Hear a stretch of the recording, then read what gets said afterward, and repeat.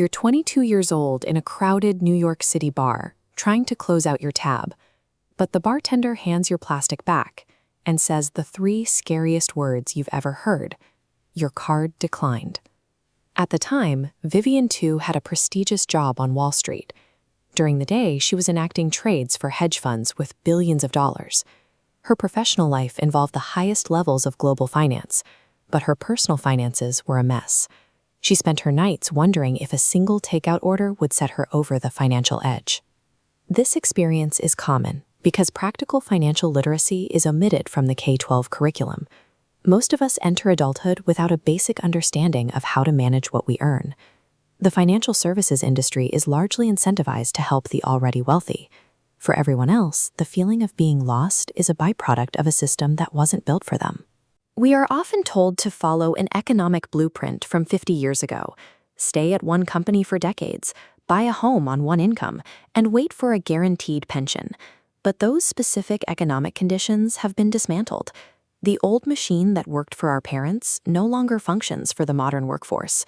Taking financial advice from a previous generation or using their expensive advisors ignores the fact that our economic reality looks nothing like theirs. Young people face modern economic problems, yet they are often handed an obsolete operating system to solve them. Navigating today's world requires a different approach. Empowerment begins with the vocabulary. The financial world often uses a wall of intimidating acronyms, 401k, IRA, FICO, to act as a barrier to entry. Gaining fluency means being willing to ask what these words mean. Digital resources now allow anyone to translate that jargon into plain English without paying for a gatekeeper. Take a headline about the Federal Reserve lowering interest rates. To most, it's noise. But when you translate that headline into an action item, you understand exactly how it affects your ability to borrow or save. You can find these lessons in pop culture too. Breaking down how Kendrick Lamar manages his wealth turns complex investment strategies into something relatable and understandable. When you understand the language, you gain the clarity to see which financial moves actually matter to your wallet. Society has long suggested that discussing money, salaries, or debt is tacky or rude. But in exclusive spaces, the wealthy have always traded investment tips and financial strategies. The silence surrounding money typically only keeps the working class at a disadvantage. The internet enables communities built on transparency.